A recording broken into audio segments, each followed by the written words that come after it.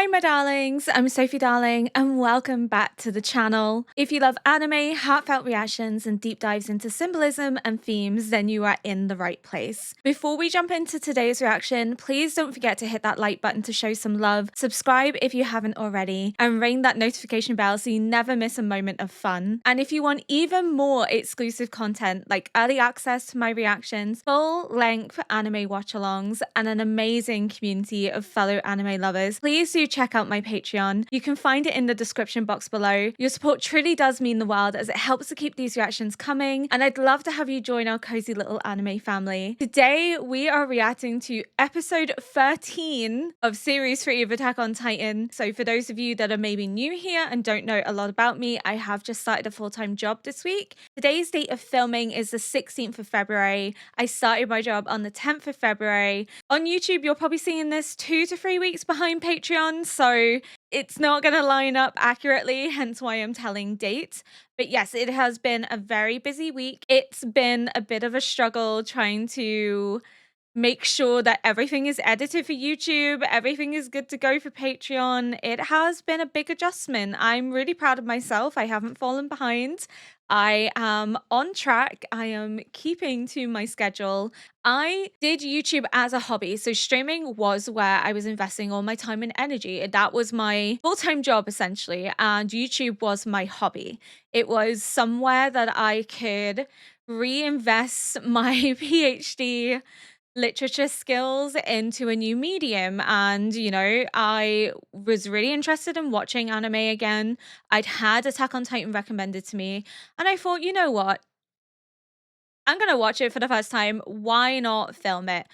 I genuinely thought the first video would get about 100 views. I really wasn't looking at it like this is gonna blow up. Oh boy, it's on 41K, which is just absolutely insane to me. It's absolutely wild. And I am so incredibly grateful that it brought so many of you to the channel and that you've been here through that journey. For those of you that have been here from day one, you are the MVPs. Thank you very much for joining me on this journey since day one. And for those that are on Patreon, again, thank you so, so much for investing that time and energy. I am so incredibly grateful to you all, because I understand how expensive life is getting. So it's just absolutely astounding that you enjoy my content to such an extent that you do want to invest money into the content. So thank you from the bottom of my heart. I am so, so grateful. I just wanted to give some of the reasonings as to why I wanted to go back into full-time work instead of pursuing full-time content creation. And it very much comes down to, I didn't want the financial pressures of having to pay bills and rent to then mingle with content creation to the extent that I would begin to berate myself and I would begin to burn out because I wasn't making as much as I needed to make in order to survive. I don't want my love of content creation to be ruined by financial pressure, by financial worries. I want to enjoy content creation for what it is, for the bonds that it's creating with you guys in the community, for me to engage my PhD brain, especially now that I'm not doing anything with my PhD. I decided I didn't want to be in academia. I didn't want to pursue academia, and to also watch these amazing shows and share this storytelling with you all. And I just didn't want financial stress to start to make me look at content creation and YouTube as solely a means of making money, and for content to only be done because it brings in views or it brings in revenue. Like, I understand that there's going to be things I watch that are not going to be as popular as Attack on Titan and Death Note, and that's perfectly fine because I am not here for the views. I am here to watch the storytelling. I'm here to analyze good writing and good character development. So having a full-time job takes that pressure off. It takes those worries out that I only have to do what's successful and popular in order to succeed. And it allows me to just enjoy YouTube for what it is without money becoming a central focus or a factor. So that's a very long-winded way as to explaining why I am in full-time work and not full-time content creation. Because I know people might be like, well, why didn't you say a full-time content creator? Because I didn't want to. That's just plain and simple the reason I didn't want to. It may be some people's dream to be a full-time content creator, but I think the financial pressure, the financial stress that it can bring onto you can cause you to burn out very, very quickly. And your love of content creation then becomes a chore. It's no longer something you do for fun. It's no longer something you do because you're passionate. It's a job. It's a way to make money.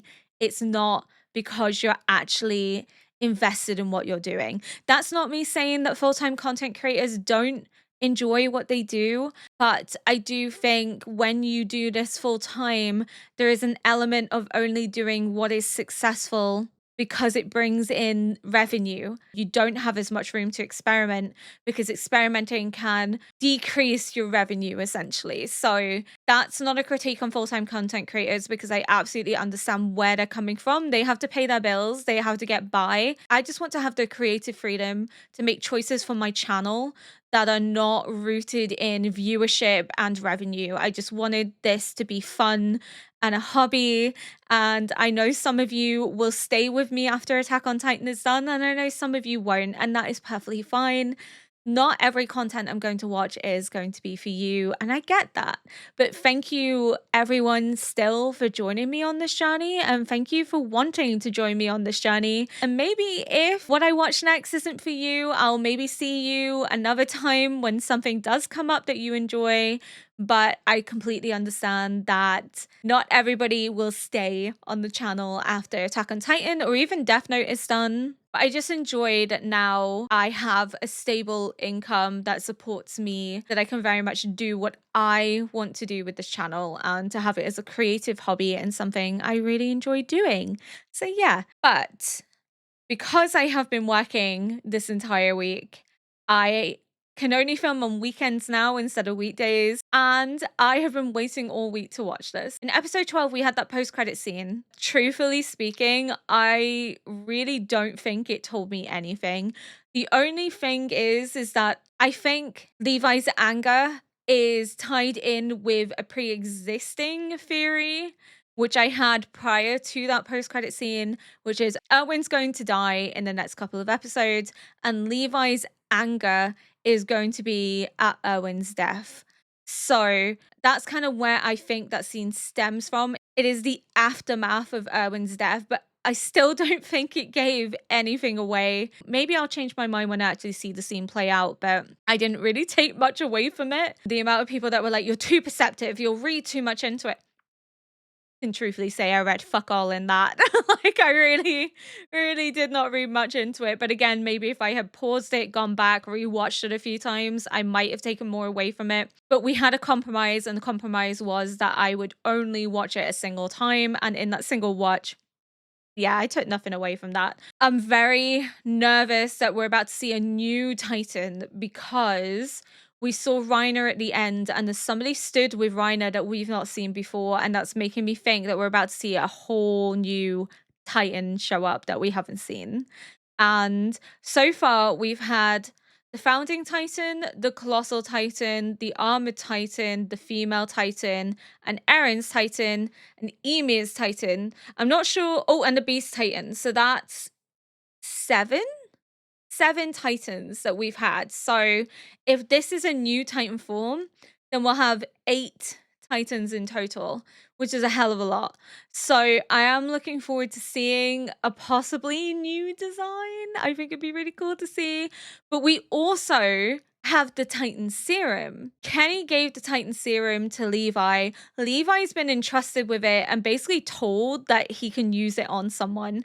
So what that means is that we could potentially see somebody become another Titan. So now I'm wondering if Levi is going to inject somebody and they are going to consume that person next to Reiner, and they're going to steal that ability for themselves. Because then if you think about it, humanity now has 2 Titans in comparison to Reiner, Annie, and Bertolt's people who have Colossal, Armored, this Titan we haven't seen yet, the Beast Titan, and the Armored Type 5. And now humanity will possibly have 2. So right now they have 6, but I think humanity within the walls is going to get a second Titan to fight alongside Eren, possibly. It's just a question of who is going to be the person that Levi injects, because I can't see Levi injecting himself. That's just not going to be a thing. It's not going to be Mikasa. I don't think it'll be Sasha.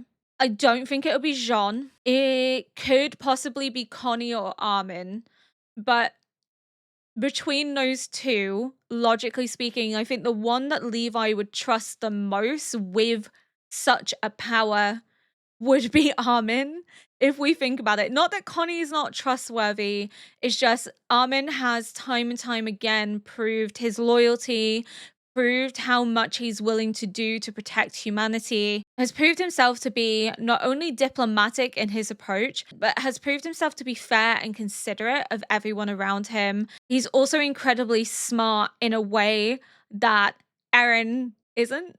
So possibly it could be Armin that ends up becoming a Titan shifter, because he kind of balances Eren's raw emotionality. You have Eren's raw, I'm going to lead with my heart and not my head. And then you have Armin almost as a counter, where he is going to lead with his head. So they'll kind of like a yin and yang, like balance each other out. But we'll see how that plays out. I'm still 100% certain that Erwin's dying before season 3 is over. And the reason for that being is the vibes I was getting from episode 12 very much feels similar to what happened with Hannes, where Hannes was kind of brought back in, and there were little things that Hannes was saying that I was like, that to me is a red flag that you're gonna die, because it was, I will do anything to get Eren back. I'm gonna do it even if it costs my life. I'm gonna take that risk. And I was just like, you're dying because you're doing too much. Like, you're talking too much about it. And it's similar with Erwin. Erwin was told to hang back, that he would be a great loss to humanity if he died, that he can't do much. And Erwin pretty much came to the conclusion, use me as bait. I'll die for this cause. I'll do whatever is necessary for this cause. So that to me, instantly, I was like, that seems like foreshadowing that he's not going to be with us for much longer, and that his death is going to be a worthy sacrifice. And I think he's going to possibly serve as a distraction to allow others to escape and survive, most likely. That seems like the noble way for Erwin to go out, is to lay his life down for the sake of his soldiers, that he puts aside his desire and longing to stay alive, to see what the truth is in the basement, to truly protect humanity to the very end. And that truth and desire to learn what his father died for has been his biggest driving factor. But I think that's going to be something he never sees. I don't think he's ever going to learn the truth of what's in the basement. I think as much as he's wanted to know why the walls were built, why this is ongoing, what the government is hiding, what the Race family is hiding, his love for his soldiers and his sense of duty is going to be his defining moment. And that's going to be where he has to make the choice between learning the truth and living, or protecting those he cares most about. And again, it comes back to Armin's words in series 1, those that can't sacrifice anything never change anything. And I think Erwin's going to sacrifice knowing the truth and knowing what his father died for. And I think that's what it's going to come down to, is that Erwin is going to sacrifice knowing the truth and knowing what his father died for, in order to save his soldiers, to further their advance and further their cause, and to allow them to know the truth and to possibly get to the basement unimpeded. I think he's going to serve as a distraction to allow them to reach their goal, aka Levi and Eren. And I think that's what he's going to give his life for. And I think that's the sacrifice he's going to make, this noble sacrifice to aid Eren and Levi in his final moments, over saving himself to finally know the truth. And it's going to be heart-wrenching if that's what Asayama is going to do, but I just have a very strong feeling that based on the way that he's written Erwin, based on the little hints we've been getting from episode 12, especially the crowd cheering off the Survey Corps and the use of the word, I'm paraphrasing, but it was Erwin saying our final mission. And final just seems a very odd choice to make when you've been so unsuccessful the past few times. And I know people might say it's just because he's so confident that this is going to happen. But I just think the word final has a double meaning. It's not just final because of Erwin's hope for success, but it's final because it is Erwin's final mission. It's his last mission that he'll ever do. And I'm going to be heartbroken. I'm going to be a wreck. And I think that will possibly cause me to reevaluate whether I want to continue watching this show. I'm kidding. I'm still going to obviously watch this show. But that is my perspective so far. That is my stance so far. Just doing too much, giving us a little bit more insight into Erwin, having him smile and seem really happy because they're the first ones in Survey Corps history to ever receive that public celebration and public support as they are about to embark on their mission. And it's such a striking difference to the other times that we've seen them go out on missions. That to me is all symbolic foreshadowing that Erwin is not coming back. But on that note, we are going to get into, I've rambled. I've just realized I've rambled for 30 minutes. I'm so incredibly sorry. Again, it's just I haven't filmed in like a week, so forgive me. I'm possibly also rambling to put off actually watching episode 13 because I'm very nervous because we know that episode 12 was called The Night Before the Battle, meaning we know there's a big fight that's about to come. And I'm so scared of who the casualties are going to be and that we might lose some favorite characters. I swear to God, if I lose Sasha in series 3, I'm never forgiving Asayama. I'm telling you that for nothing. But without further ado, we're gonna get into episode 13. 5年前、この領土を失った人類は、残された2枚の壁の中で悟った。私たちは、もう生きてはいけないのだと。なぜなら人類は巨人に勝てないのだから。ある少年の心に抱いた小さな刃が巨人を突き殺し、その巨大な頭を大地に踏みつけた。それを見た人類は何を思ったのだろう。ある者は誇りを、ある者は希望を、ある者は怒りを叫び出した。では、モールマリアを奪還したなら、The OST. 人類は何を叫ぶだろう。人類は生きていいのだと信じることができるだろう。I'm so nervous.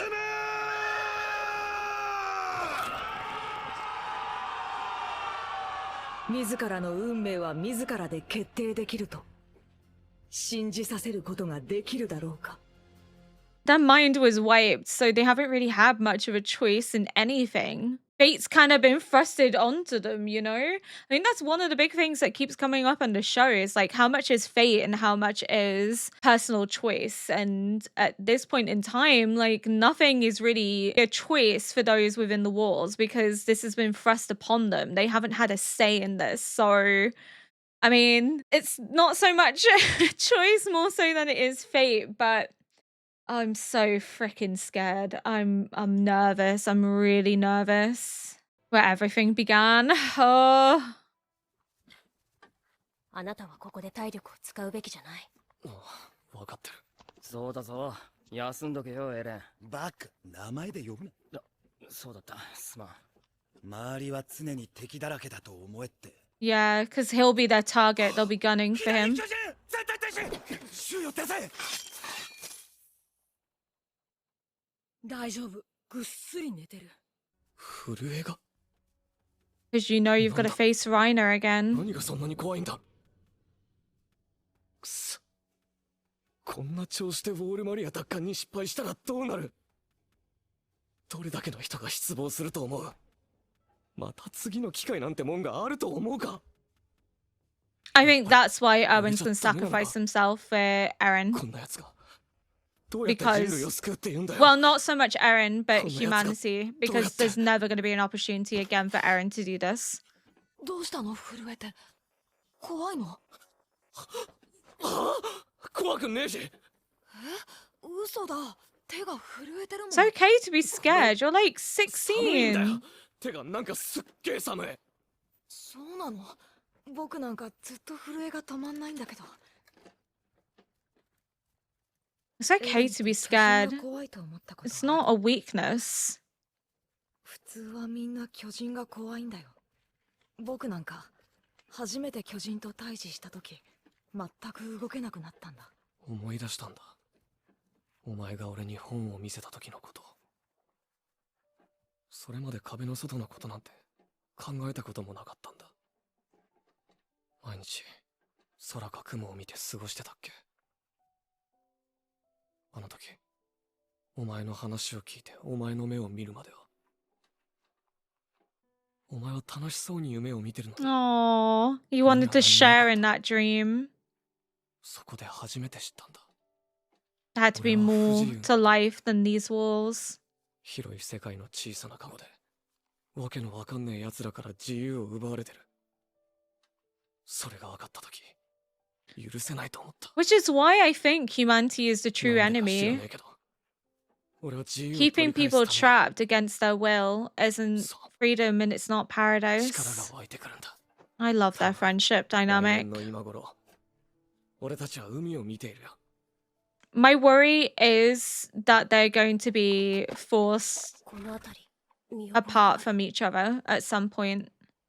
It's where Eren had his visions. 薪を拾いに来たことが I'm worried that they're being led into a trap, that the Beast Titan knows that they're coming 僕たち and that they're going to be ambushed. That's my fear right now.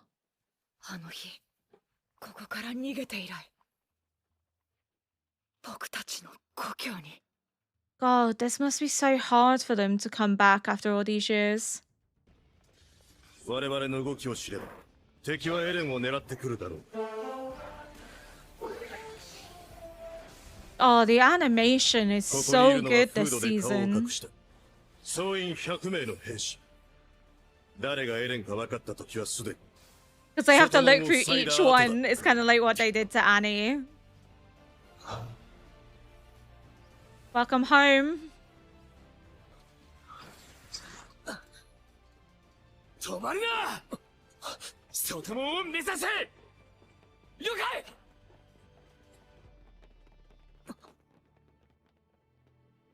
これは焚き火の跡。 He knows. They're here. いる。近くに。 I love my perceptive boy, Armin. Because nobody else caught that. Just him. 俺の家はあの辺りだ。あそこに Focus on that 全て later. を置いてきた。 Focus on the mission now.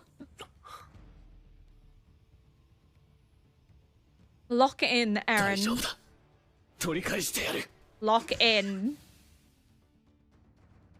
Don't be distracted by the basement.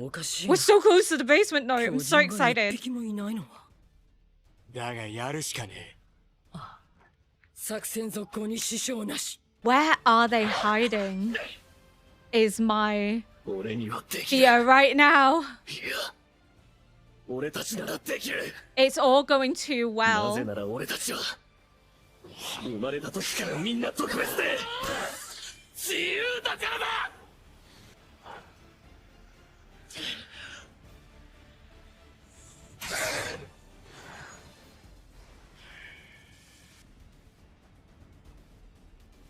Where are you? Okay. So they're hiding somewhere. Or housed within the racist family underground cavern, thought to be reduced by some sort of Titan power. It emits more light than a torch, and with appropriate manufacturing, can greatly extend nighttime operations. Nice. Okay, so that's what they were using. Interesting. Was it Hanji that discovered that? Seems like a Hanji thing.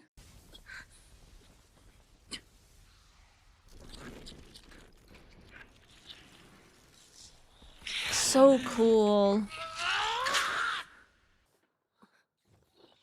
Just got him. So there's one hold down. 立体起動装置は無事だ。でもやっぱりマントは持っていかれちまった。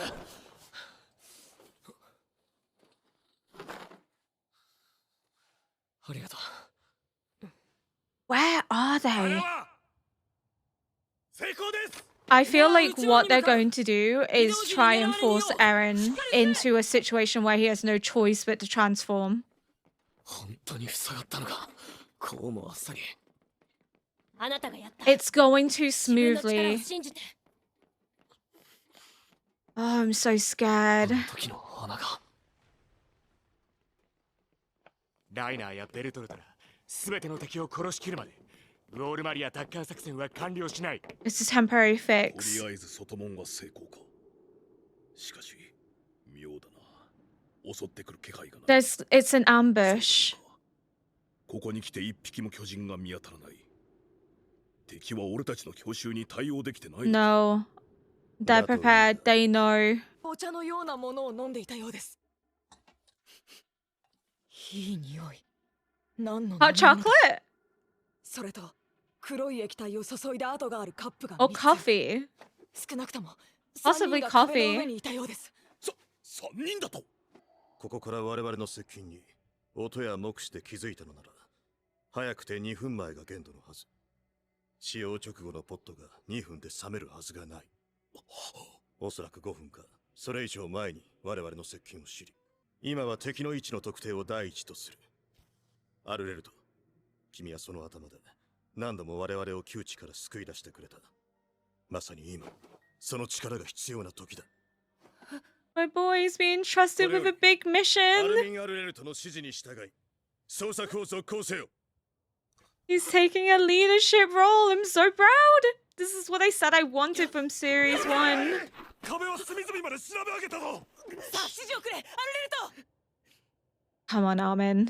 区内の二手に You were 分かれ made for て this. うちの周辺の建物を調べてください。何かあれば音響弾で知らせよ。 Oh my god, I'm so proud. I feel like a proud mum. また大きくかけたな。いや、 No. 実績を見て判断した。 He deserves 彼 it. は我々の大きな武器の一つで。 This is why I think the Titan Serum's going to be used on him. どうする？敵を見つけるまで作戦。 Where are they? 続行する。 I'm like on こ the の edge of 敵 my 地で seat. 長期戦となれば勝機は薄い。すべては敵の思惑通りというなら、それに付き合うのも手だ。 We've possibly まあ Eren against 4隠し事 Titans. があるのは彼らだけではないからな。敵はいつもありえない方法で僕らの予想外から攻めてくる。僕らがいつも不利なのはいつだって僕らが巨人を知らないからだ。いつも。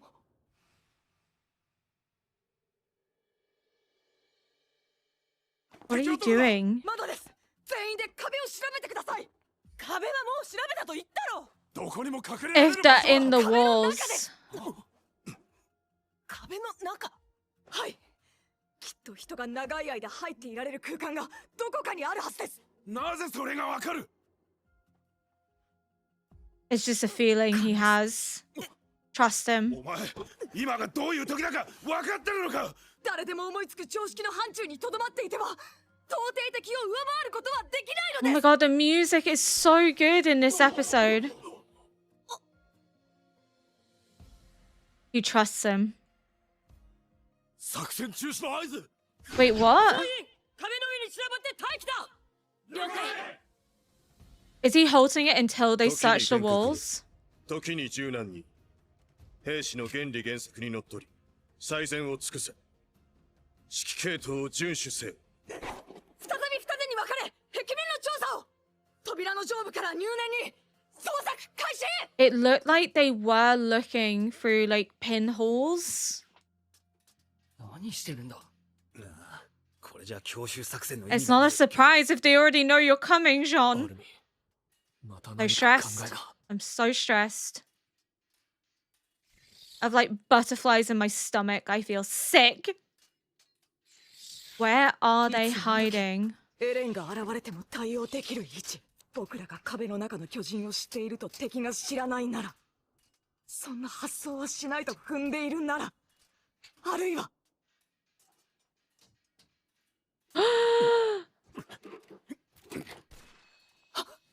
ここだ！ここに空洞があるぞ！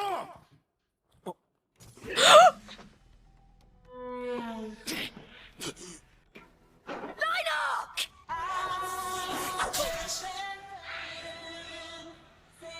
Holy fuck.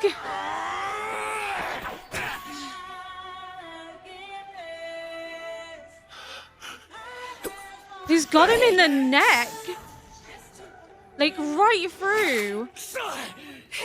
But he didn't get the nape.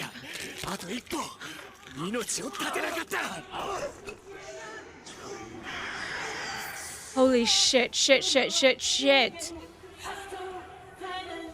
The music's so good though. Fuck me.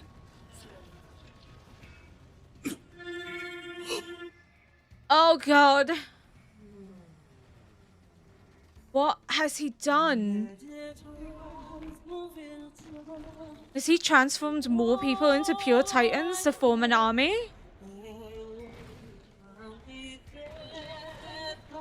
Oh, fuck me. Where's he been this whole time?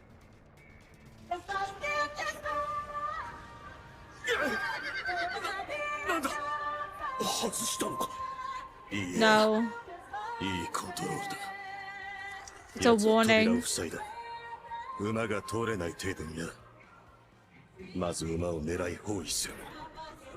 the fuck is that one with the little backpack? The eradication of each other.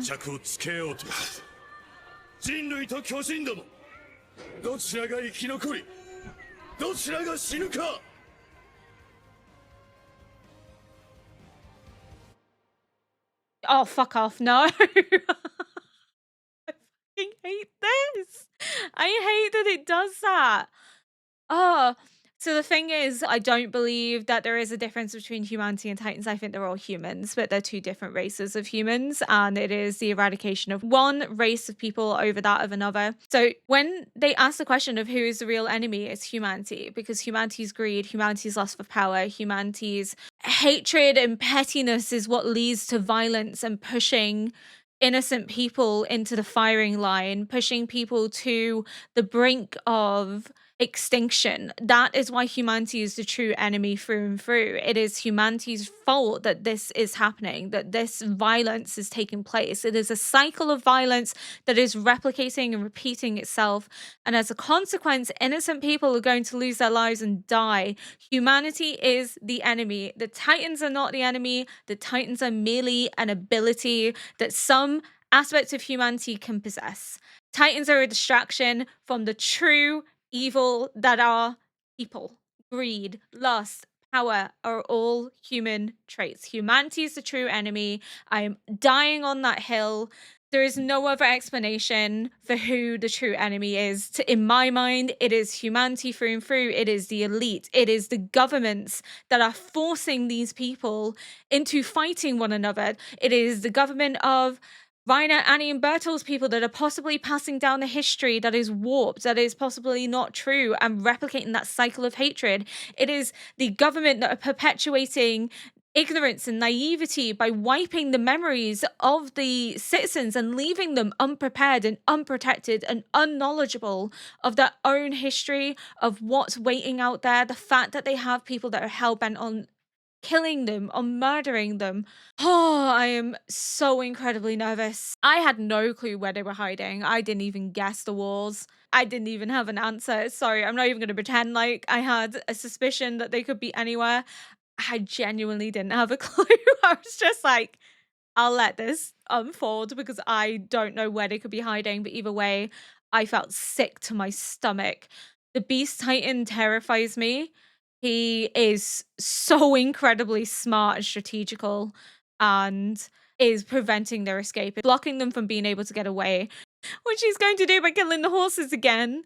He's also brought an army and their eyes are glowing red and his were red. So this is his ability, is to command them, but he must be transforming them. He must be using serum that he's brought with him to create a makeshift army. He's targeting people for a reason, and he's targeting people within the walls for a reason, and he is forcing them to fight his battle and their will is not their own. I'm so happy that Armin got trusted with a leadership position. He has proved himself time and time again. He has saved the scouts over and over. His intelligence has led to them coming to the conclusion on things that they had never previously even come close to. Armin is the most deserving character to be in a position of leadership, and I do think he is going to be the person they inject with this Titan serum at some point. I think they're going to be forced into a position where they can't necessarily trust anyone else. So they trust Armin with that ability because, again, Eren has said he has proven himself time and time again. And he is an asset to humanity. He is an asset to the people within the walls. This battle is going to be terrifying, I think. I'm very, very scared, very nervous. I think there's going to be huge losses on both sides. So I'm like, Erwin's going to die, and obviously a lot of the soldiers are going to die in the Survey Corps. But what if Reiner or Bertold die? That's not something I suspected might happen, but maybe that'll be like a shock death, is that one of them could end up being killed. I don't see the Beast Titan dying this season, I'm not gonna lie. I can see him being like a prolonged antagonist, and we know so little about him as well. I can just see him playing a larger role than this. Because again, I think there's an upcoming war. I think that's what this is building to. This isn't the war. This is just a minor battle. But the reason that they want to get rid of the Survey Corps is because they are humanity's biggest asset. They are the spear of humanity. They are the ones that know how to kill and eradicate Titans. They are the ones that are well versed and equipped with the ODM gear. In all honesty, they are the true threat to the war that they are bringing to the walls. The Survey Corps may be small in numbers, but they're so courageous, so intent on protecting humanity, on protecting those within the walls, that they will lay down their life. They will go in till the very end. They will never give up, never know defeat, don't know the meaning of the word, because their intent is to be free. And if freedom means eradicating the enemy and eradicating people that threaten to erase their existence and the existence of those living within the walls, they are never going to give up, not until their dying breath. So trying to get rid of them now before waging a war is an incredibly smart tactic. I don't think it's going to be altogether successful. I think there's going to be huge losses. I think in the end, the losses and possibly the success of actually plugging the walls could lead to more people joining the Survey Corps, and they could then start building up their forces. But I'm not going to talk for much longer because I am really interested in seeing what episode 14 has in store, especially now that we've seen them just suddenly emerge from the walls and the Beast Titan's coming with his makeshift army. But my question is, where are the other two? Where's Bertold, and where is the unknown mystery figure we saw at the end of episode 12 that was stood with Reiner? Where are they? What are they planning? Where are they hiding? That's my fear right now, is that they are also in strategic positions waiting to take place. There was something that I wanted to discuss and I completely forgot to mention it. And now I need to find the quote. It's something that Keith has said in episode 11. I was editing the video yesterday and I don't know, it's just been playing on my mind a little bit. I don't specifically have a theory, but I just think the words that they are showing are most likely like a sense of foreshadowing. So it's when he's talking about how he tried to sabotage Eren. We know he tried to sabotage Eren because he wanted to protect Carla's son from possibly being forced into a position where his life is in danger and where he may inevitably die. He wanted to do what he could to make Eren not special, despite Eren being special, which I think is still linked to the Jaeger blood. I think the Jaeger blood has to be one of these noble bloodlines that we're not fully aware of yet, and that the Jaeger bloodline has maybe some abilities that we aren't sure of. I do think the Jaeger bloodline has to be connected to Ymir, and the reason for that being is that Race said that because Eren is not of the bloodline of the king, he cannot wield the abilities to the full extent, but he has been wielding the abilities, which is making me think, what if it doesn't actually matter that he's not of the blood of the king? Because it's not the blood of the king that effectively matters. It's the blood of Ymir that matters because she's the founding titan.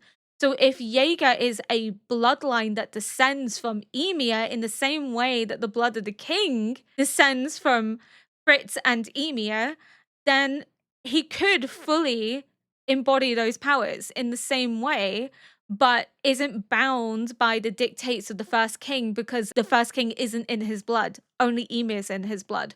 So he's not bound by that restriction because he's not of the first king's bloodline, but because he is of Ymir's bloodline, he can hone the skills, because I still believe Ymir is the founding titan. It hasn't been confirmed officially, but there's just too many instances for it to not be her that's the founding titan. And you, just like your father wanted, chose to set ablaze your life, which will burn to ashes outside the walls.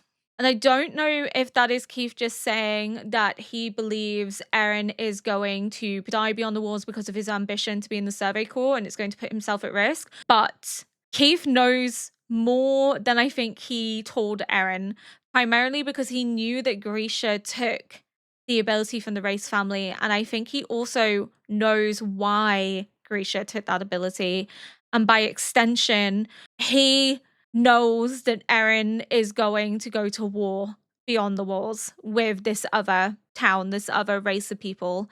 And Eren is going to see them as a threat to the sanctity of the people that live within the walls, but also a threat to their freedom. Because so long as these other people exist, the walls are never safe. The people are never free. They're never able to escape. And I think that's when we're going to see Eren possibly become an anti-hero in attacking this other town, and by extension becoming everything he himself hates.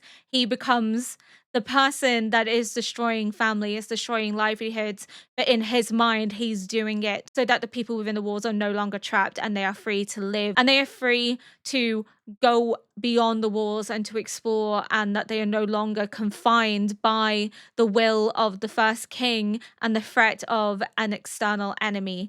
And I think that's how his anti-hero journey is going to go. I think Eren's going to go too far, and it's not just vengeance for his mother, it's going to also become a way for him to vent his anger and frustration at being trapped and confined within the walls because of the threat that these people have posed upon him and his people for so long, that the walls were seen as a necessary consequence, to the extent that the brainwashing and the walls were required to keep them locked in, to keep them confined and sealed away from the outside world. And I think he's going to be resentful and angry, and that's going to manifest in him going on a rampage. That he's going to see it as that the only way people within the walls can be truly free is to eradicate the enemy entirely, and that means women, children, the elderly. He's not going to hold back, and that's how I see this going. And I think that's what Keith means, that his life will burn to ashes outside the walls. I think it's foreshadowing that Eren could possibly die as a result of